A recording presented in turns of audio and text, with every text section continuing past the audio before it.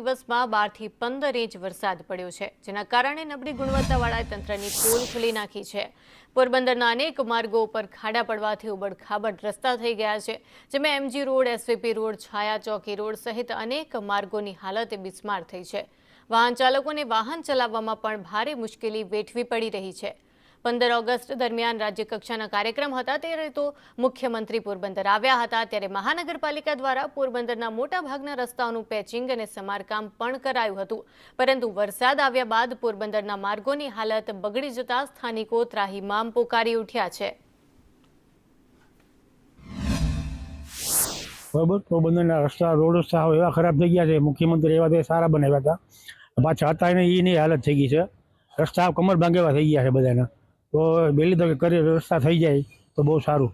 વરસાદના હર વખતનો પ્રોબ્લેમ છે। જ્યારે વીઆઈપી આવે, મુખ્યમંત્રી આવે, ગવર્નર, ત્યારે રસ્તા થઈ જાય છે। બાકી સામાન્ય જનતા મરે યા જીવે, સરકારને કોઈ ફરક પડતો નથી। હવે ક્યારે થશે એ આપ લોકો મીડિયાવાળા પ્રેશર કરો ત્યારે બની જશે। વડીલોને નીકળવાની બહુ તકલીફ છે, ગમે ત્યારે પડી જાય, કળના મણકા ખસી જાય। હો, આયુષ્યમાન કાર્ડમાં જવા દો બધા।